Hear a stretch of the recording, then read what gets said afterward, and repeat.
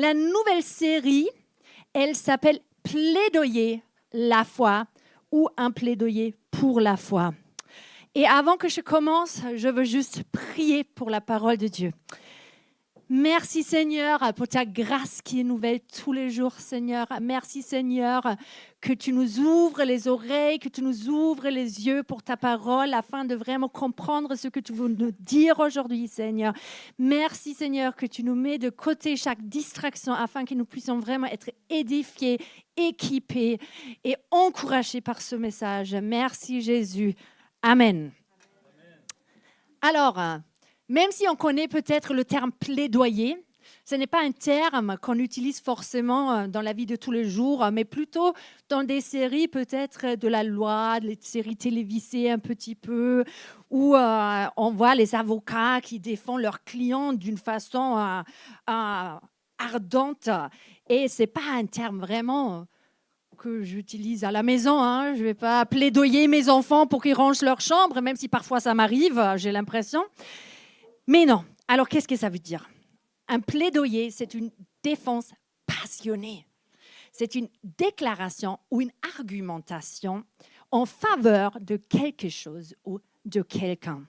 C'est un discours, une justification présentée pour soutenir une cause ou un mouvement. C'est un discours soutenu par des faits intangibles, des faits qui ne bougent pas, des faits qui sont difficiles à contredire. Est-ce que vous avez déjà rencontré un vendeur qui est vraiment passionné de ses produits ?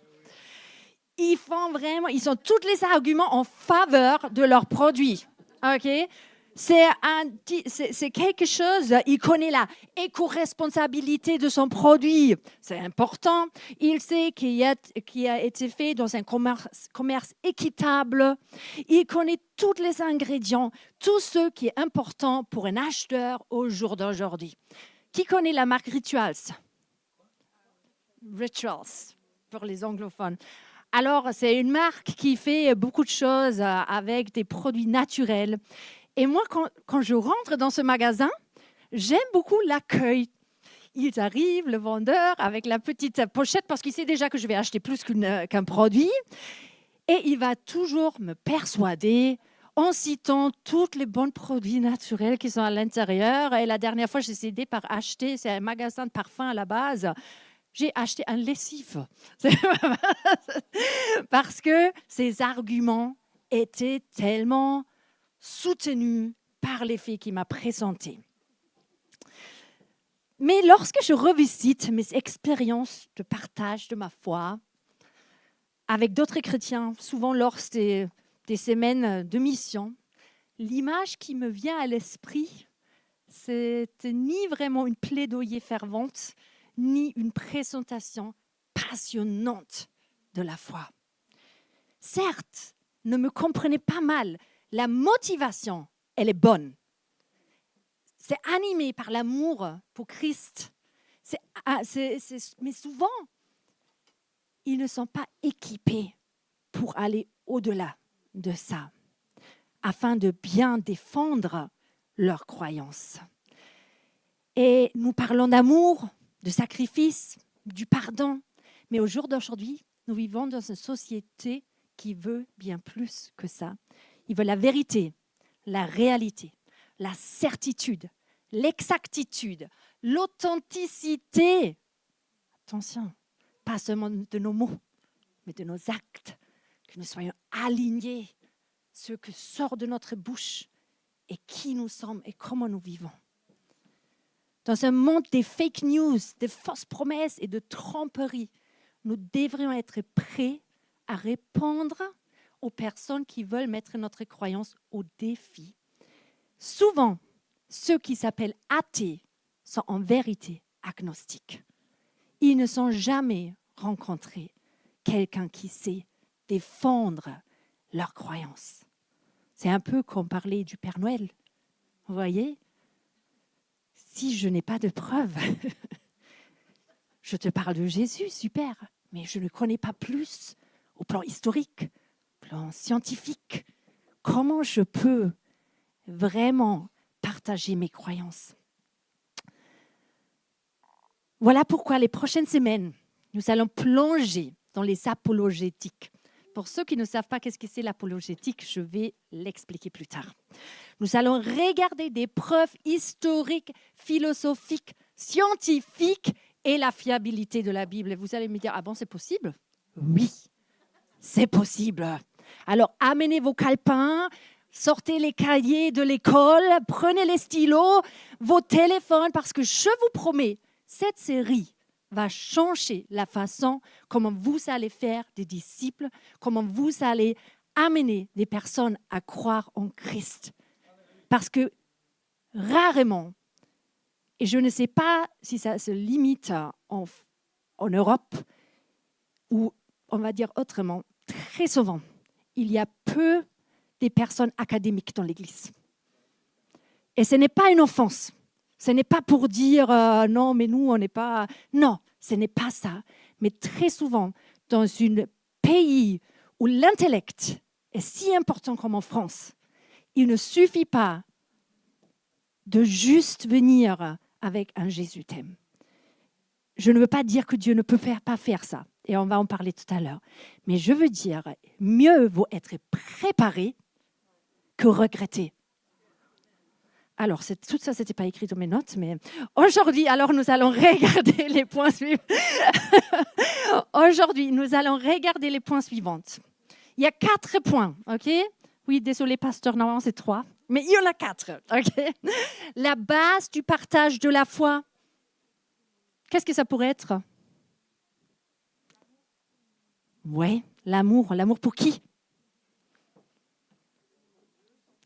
Pour Dieu tout d'abord. C'est notre relation avec Dieu. Je peux partager ma foi sans avoir une relation avec Dieu. Ça s'appelle des œuvres mortes. Désolée, c'est très direct, mais si je partage, si j'essaye de nourrir quelqu'un à partir d'un frigo vide, c'est que chez Peter Pan que ça marche. C'est pour ceux qui connaissent. J'ai des petits-enfants. Donc, la nourriture invisible nourrit personne. La base de la foi, c'est notre relation personnelle avec Dieu. Deuxième point, la puissance de la coopération des apologétiques et notre témoignage personnel. D'accord? Troisième point, la place des apologétiques dans la Bible. Et quatrième, comment entamer une conversation spirituelle. Donc, petit spoiler, pour ceux qui étaient là hier, il y a pas mal de choses que vous allez entendre une deuxième fois, mais comme ça rentre encore plus en profondeur. Alors, point numéro 1, une foi enracinée dans la relation avec Dieu. François d'Assise, ou d'Assise en français, d'Assise, a dit un jour, prêchez l'évangile en tout temps, utilisez les mots si nécessaire. Alors, même si notre série se concentre sur la fiabilité de la Bible selon des faits historiques, philosophiques et scientifiques, il y a un facteur qui est indispensable pour partager notre foi, c'est notre propre relation avec Dieu. C'est le témoignage qui raconte notre vie. Le témoignage de Jésus ne se limite pas à nos mots, mais s'exprime également à travers nos actions de compassion, nos actions d'amour, qui incarnent souvent la vérité de l'Évangile mieux que nos discours. En Jean 17, nous lisons les derniers moments de Jésus avant de mourir à la croix. Et Jésus, il est là sur la croix et il lève ses yeux vers le ciel et il regarde vers son Père et il fait une prière en faveur de ce monde qu'il laisse derrière lui. Et il dit, Père, l'heure est venue. Glorifie ton Fils, afin que ton Fils te glorifie, selon que tu lui as donné pouvoir sur toute chair, afin qu'il accorde la vie éternelle à tous ceux que tu lui as donnés. Or, attention, la vie éternelle, c'est qu'ils te connaissent, toi, le seul vrai Dieu, et celui que tu as envoyé, Jésus-Christ. Je t'ai glorifié sur la terre, j'ai achevé l'œuvre que tu m'as donnée à faire. Et maintenant, toi, Père, glorifie-moi auprès de toi-même de la gloire que j'avais auprès de toi avant que le monde fût. J'ai fait connaître ton nom aux hommes que tu m'as donnés du milieu du monde. Ils s'étaient à toi et tu me les as donnés et ils ont gardé ta parole. Maintenant,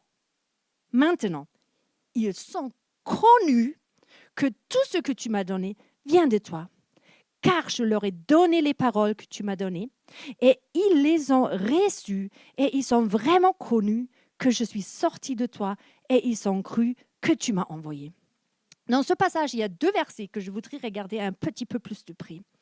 En verset 3, comme on vient de dire, Jésus nous donne une définition de qu'est-ce que c'est la vie éternelle.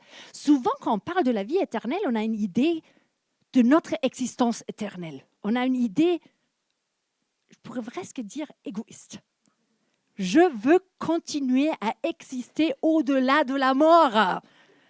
Voilà, souvent, si on sent de nos cœurs et si on est honnête, l'idée, c'est l'immoralité. L'immortalité. Merci beaucoup. Voilà, c'est bien d'avoir des... C'est différent. Merci. Il y en a qui écoutent, ça m'encourage. Ça m'encourage. Alors, mais Jésus, il n'a pas ça en tête quand il meurt pour nous. Il meurt pour une cause bien au-delà.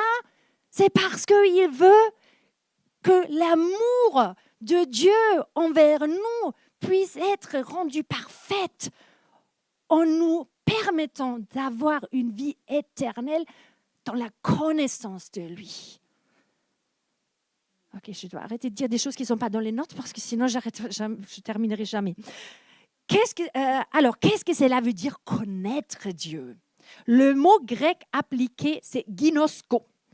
Il est appliqué dans ce texte et il veut dire apprendre à connaître, reconnaître et percevoir. Apprendre, c'est une action tout le jour dans une discipline spirituelle. Reconnaître, c'est d'être à son écoute. Savoir quand il parle, quand il bouge, quand il fait quelque chose. Et percevoir, c'est capter les choses dans l'atmosphère. Il est là. Et c'est le même mot qu'utilise aussi Marie quand elle dit à l'ange qu'elle n'a pas point connu d'homme. Donc ça parle d'une intimité profonde. Parmi toutes les choses que Jésus aurait pu prier dans les derniers moments de sa vie, sa plus grande préoccupation est qu'on le connaisse intimement et profondément.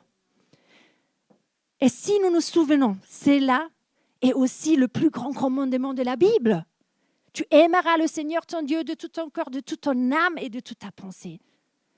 Et pourtant, je me permets de dire ça, un des commandements les plus délaissés.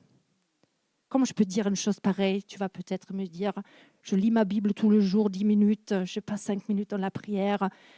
Mais parce que si j'aime vraiment une personne, de tout mon cœur, de toute mon âme, de tout mon corps, et je ne dis pas ça parce que je le sais faire, je ne dis pas ça parce que je suis parfaite en ça, mais je dis ça parce que c'est quelque chose que le Saint-Esprit m'a montré à moi-même. Combien de temps est-ce que je passe avec cette personne? Je passe un maximum de temps avec elle. Tous les jours, je fais tout pour l'honorer et pour le respecter. C'est tellement important pour Jésus de prier cette prière, car c'est le premier commandement que son Père avait donné. Et puis, il continue en verset 7 et il dit « Maintenant, ils me connaissent et je leur ai donné mes paroles. » Ou autrement dit, il les a équipés. Ils étaient avec lui tout au long de son ministère. Il a montré, il a modélé comment approcher les gens. Maintenant, ils ont reçu ses paroles, ils sont remplis avec. Et maintenant, je leur ai donné parole. Et puis, on saute au verset 17. Sanctifie-les par ta vérité. Ta parole est la vérité. Comme tu m'as envoyé dans le monde, je les ai aussi envoyés dans le monde. Et maintenant, il demande à Dieu d'envoyer ses disciples qui le connaissent premièrement intimement, qui sont équipés avec la vérité et avec ses paroles, et maintenant il les envoie dans le monde afin de le faire connaître. Voilà déjà un exemple pourquoi on a besoin d'être équipé, parce que Jésus lui-même, il a dit. Quand je regarde ce passage, je vois que Jésus, comme j'ai déjà dit, il est surtout occupé avec notre relation avec lui. Si nous sommes enracinés dans une relation avec Dieu, nous pouvons ensuite marcher dans la vérité et témoigner dans ce monde qu'il est le Sauveur. Alors, pour commencer, une des meilleures façons de partager sa foi est de mener une vie qui reflète notre relation avec le Père, le Fils et le Saint-Esprit. Et si nous trouvons que c'est trop difficile, peut-être nous avons besoin de regarder de près notre marche avec Dieu. Ce qui m'amène à mon deuxième point, la puissance de la coopération des apologétiques et notre témoignage personnel. Mais avant d'approfondir ce point, je voudrais dire qu'est-ce que c'est les apologétiques. Est-ce que tout le monde sait qu'est-ce que c'est? OK, non? OK, très bien que j'ai inclus ce point. Alors, ça m'encourage. Alors, le terme technique pour défendre la vérité de la foi est apologétique et vient du mot grec apologia. Alors, c'est la défense de la foi en termes grecs. Juste, pasteur?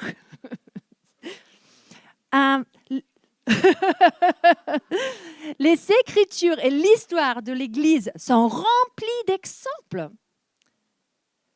de chrétiens pratiquant l'apologétique à des publics variés tout au long de leur ministère. Par exemple, on voit en Actes 17, 2 à 4, que Paul, il allait dans une synagogue pour discuter la parole de Dieu et pour présenter des arguments précis sur pourquoi Jésus est le Messie annoncé par les prophètes.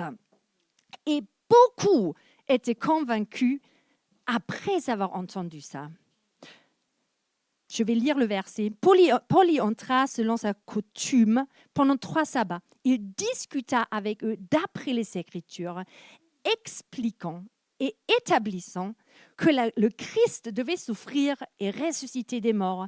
Et Jésus, que je vous annonce, disait-il, c'est lui qui est le Christ. Quelques-uns d'entre eux furent persuadés et se rejoignirent à Paul et Silas, ainsi qu'une grande multitude de Grecs craignant Dieu et beaucoup de femmes de qualité. Moi, quand je pense à cette époque-là, ils avaient leur croyance. Pour que Paul arrive au point qu'ils sont persuadés, il avait des preuves, il avait des choses pour défendre sa foi. Autrement dit, il était équipé pour faire face à des personnes dans le doute ou même d'une autre croyance. La compétence en matière d'apologétique est tout aussi essentielle aujourd'hui pour partager sa foi. Et je dirais même presque plus, puisque au jour d'aujourd'hui, nous avons accès à tout. Nous voyons toutes les croyances, tout est là sur le plateau. On va sur Internet, on regarde, il y a des nouvelles religions qui se forment, il y a tout. Au jour d'aujourd'hui, il y a encore plus de pertinence d'être bien équipé. Beaucoup ne peuvent pas suivre Jésus s'ils ne sont pas convaincus que le christianisme est fondamentalement vrai. Si nous regardons le passé au-dessus, le passage au-dessus, nous voyons que Paul était compétent. Est-ce que nous nous estimons compétents dans la défense de notre foi? Au jour d'aujourd'hui, les chrétiens sont de plus en plus confrontés à des remises en cause intellectuelles de leur propre croyance. Ces attaques, et parfois c'est des attaques, est-ce que vous étiez déjà dans la rue en train de faire l'évangélisation parmi les jeunes, aller sur les campus? C'est le plus dur. Ils sont dans l'intellect et ils veulent savoir ce que tu leur représentes. Est-ce que c'est vrai? Est-ce que ça tient debout? Il faut que nous soyons compétents. Ces attaques peuvent, si elles ne sont pas traitées, paralyser le partage de la foi et engendrer même un sentiment d'impuissance. Est-ce que vous vous êtes déjà senti impuissant de vraiment partager votre foi? Dire, mais je sais que c'est vrai, mais je le sens, je connais Jésus, mais je suis impuissant. Pourquoi? Ma mère, mon frère, il ne veut pas entendre. Peut-être tu n'étais pas compétent. Peut-être tu n'étais pas équipé. L'apologétique aide aussi les autres à développer un regard intellectuel et raisonnable sur le message chrétien. L'objectif des apologétiques est de renforcer la foi des chrétiens et d'attirer d'autres personnes vers l'Évangile. Est-ce que cela voudrait dire que Dieu a besoin de notre coup de pouce afin de rendre l'Évangile attirant? Bien sûr que non.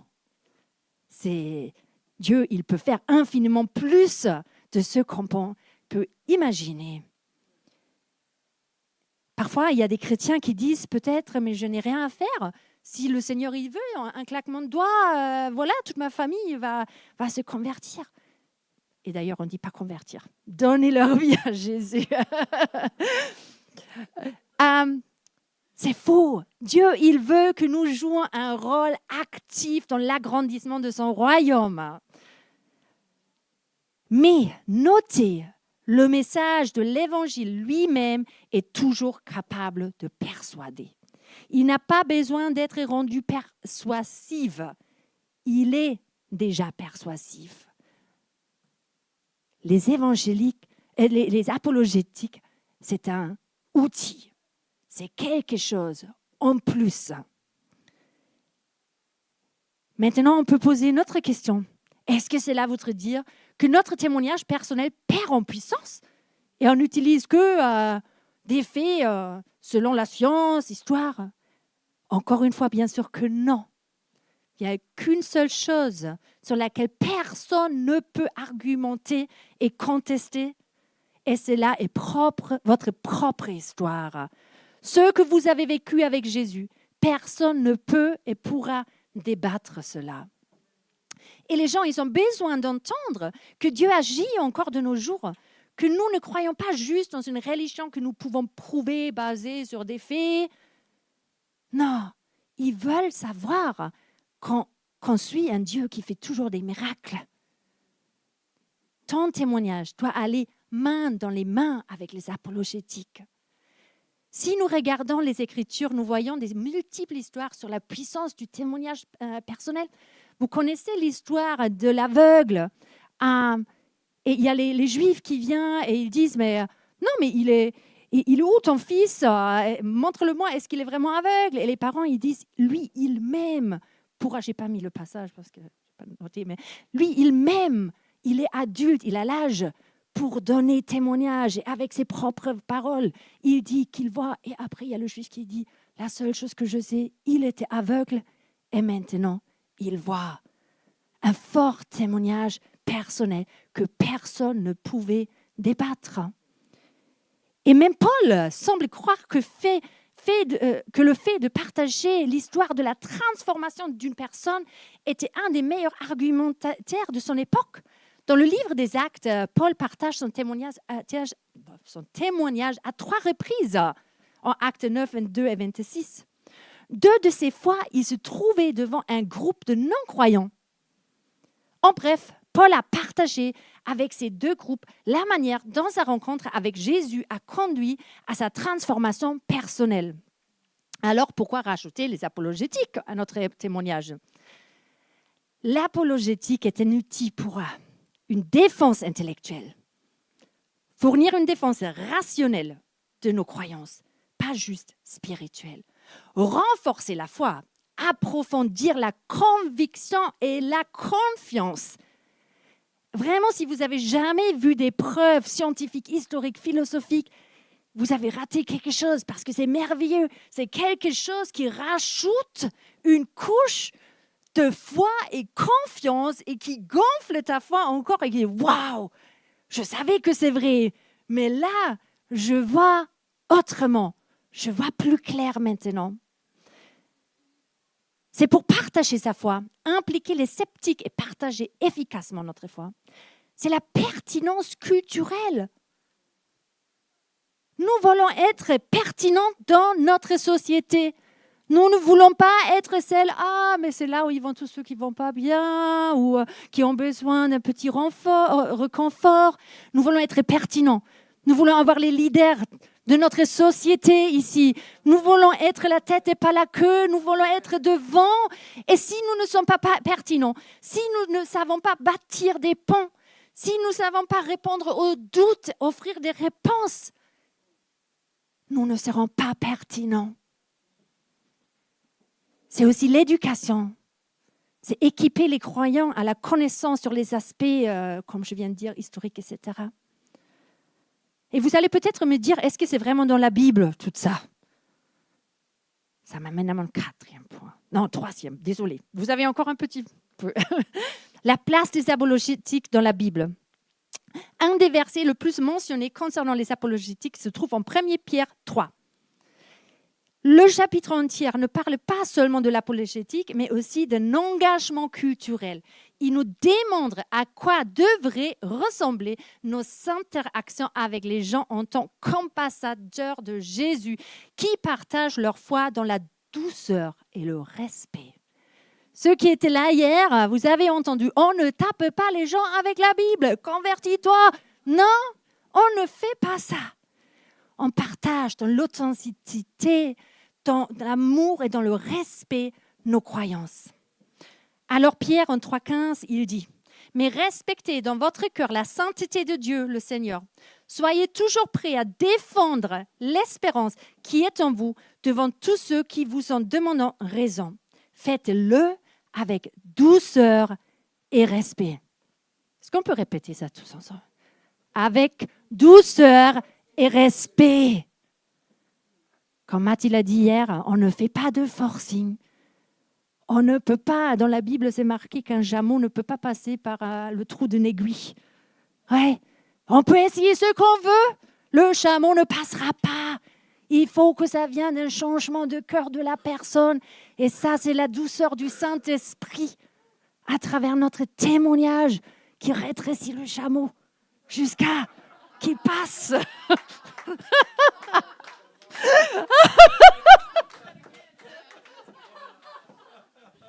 Pas dans mes notes, ok. Bon, le mot défendre veut alors dire apologian, j'en sais rien comment on le dit. Et ça veut littéralement dire défense, réponse ou contre-réponse.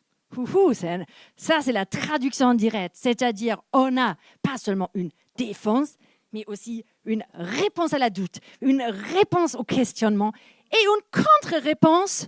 Si on nous dit « oui, mais alors, pourquoi tout le mal existe ?» J'ai une contre-réponse. La Bible nous dit donc clairement que nous devons être prêts à défendre notre foi et nous engager dans la culture et plaider en faveur de Jésus. En Tite 1, 8 à 9, c'est Paul qui nous donne une instruction à quoi devrait ressembler le caractère d'un ancien dans l'Église. Et il dit le suivant. Il doit au contraire être hospitalier, ami du bien, réfléchi, juste, saint, maître de lui, attaché à la parole, digne de confiance telle qu'elle a été enseignée, afin d'être capable à la fois, écoutez bien, à la fois d'encourager les autres par la saine doctrine et de réfuter les contradicteurs.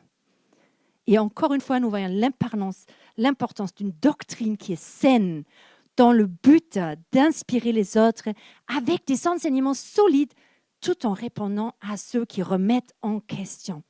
Bon, je peux continuer avec plein d'autres versets, mais la série, elle dure encore 4 semaines, donc je ne veux pas piquer tous les versets. Une chose par rapport à ça encore, la Bible, elle nous donne aussi un avertissement. En Colossiens, elle dit « Prenez garde que personne ne fasse de vous sa proie par la philosophie et par une vaine tromperie, s'appuyant sur la tradition des hommes, sur les rudiments du monde et non sur Christ. » C.S. Lewis, il a dit une fois « La bonne philosophie doit exister, ne serait-ce que parce qu'il faut répondre à la mauvaise philosophie. » Soyons donc prêts à défendre notre foi et équipés avec la bonne philosophie, capables à répondre à ceux qui ont des questions.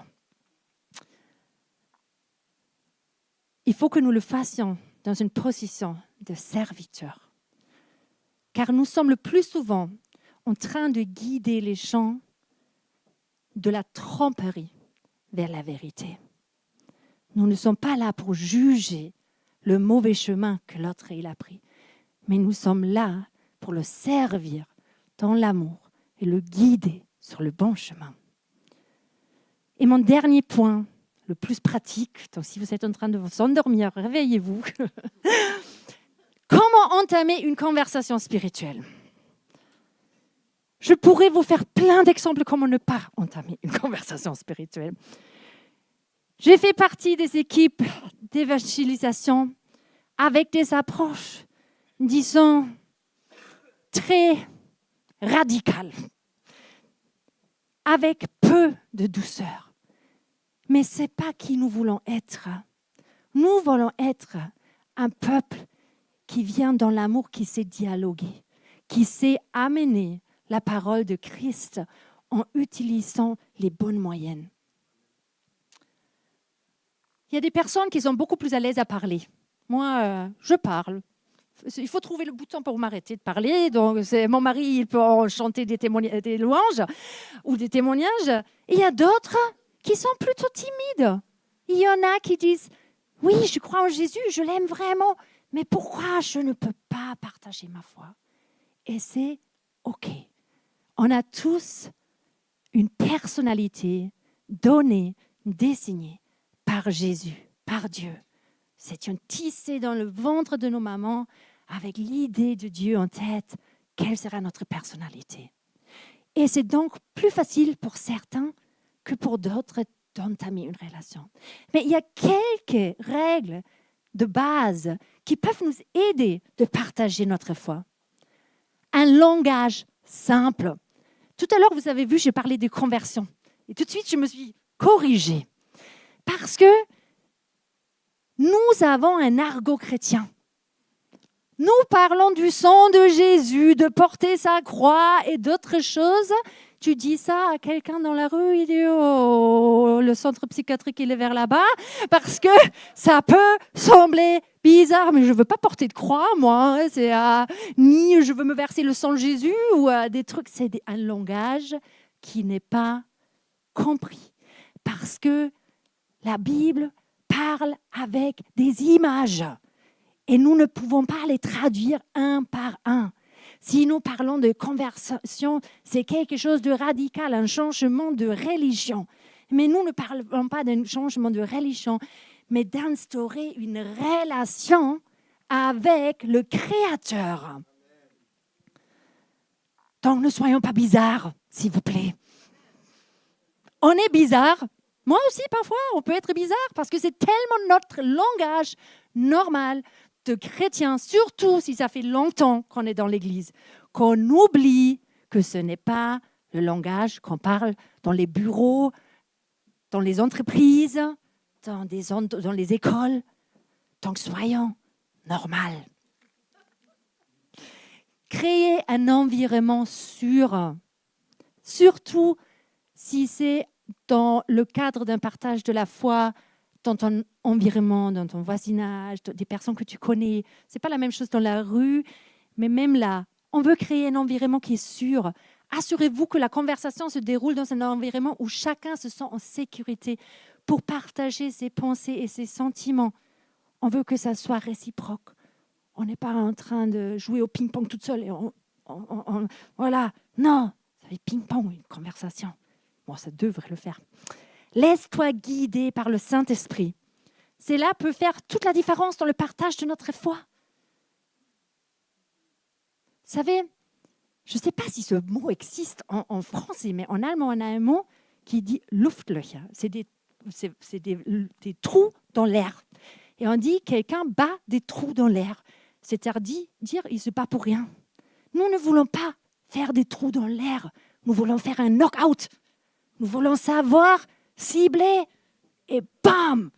Si nous n'utilisons pas la précision du Saint-Esprit, nos partages de la foi vont peut-être être en vain.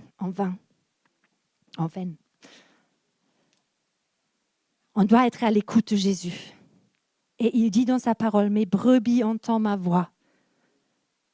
Je les connais et elles me suivent. » Parfois, c'est juste une impression, un sentiment d'un fardeau pour une personne. Puis, traitez les autres comme vous aimeriez qu'ils vous traitent. Veillez toujours à que le même respect que vous souhaiteriez que l'on vous accorde, vous l'accordez aux autres.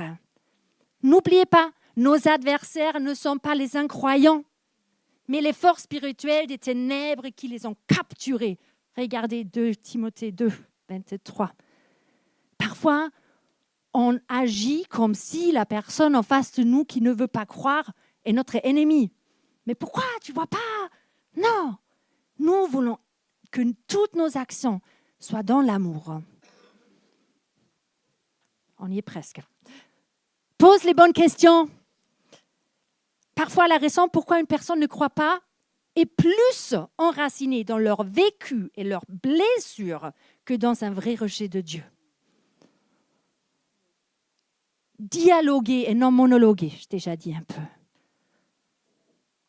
On ne veut pas être brutal. On veut laisser la place à l'autre de s'exprimer. Être à l'écoute. Utiliser des histoires, des expériences communes.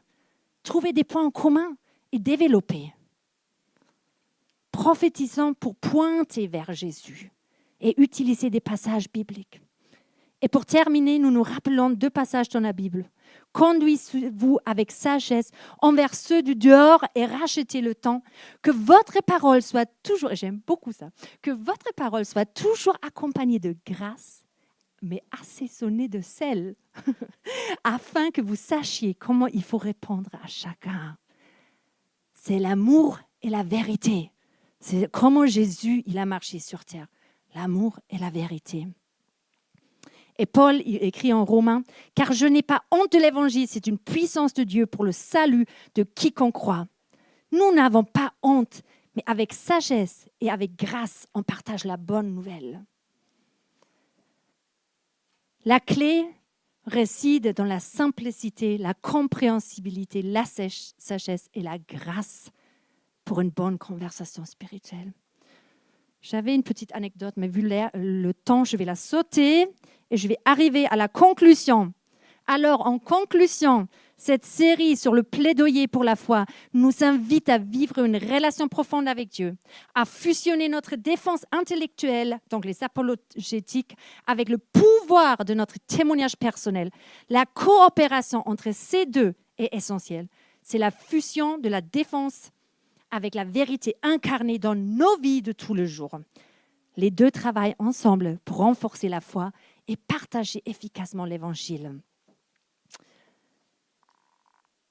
Nous vous lançons un défi, et je vous l'avais dit, 42 jours. Qui croit qu'on peut changer quelque chose à Marseille en 42 jours? Ouais. Acte 1:8 dit, vous recevrez une puissance, vous tous, nous, vous recevrez une puissance, le Saint-Esprit survenant sur vous, et vous serez mes témoins à Jérusalem, dans toute la Judée, dans toute la Samarie et jusqu'aux extrémités de la terre, ou disons, ici à Castellane, au Prado, à la Valentine, au Merlan, dans tous ces quartiers de Marseille, nous sommes ces témoins. Et voilà pourquoi on vous lance un défi. Pendant 42 jours, nous vous encourageons à avoir au moins une conversation spirituelle par jour. On ne dit pas taper les gens avec les Bibles, on ne dit pas crier dans le rue, convertissez-vous, on dit entamer une conversation spirituelle tous les jours. Et ça peut être assez simple. Demandez tes voisins, comment ça va? Comment ils vont tes enfants? Ça va toujours malade? Tu sais, je ne sais pas si tu étais au courant, mais moi je crois que Dieu il agit. Est-ce que je peux prier pour toi? Rarement, les gens rejette la prière. Rarement. J'ai eu, avec Anthony, on était en vacances et on était à la piscine. Et moi, je suis à la piscine, je change encore les enfants et tout. Et je sors, et encore les cheveux mouillés. Et Anthony, il est assis là, il prie avec une totalement inconnue.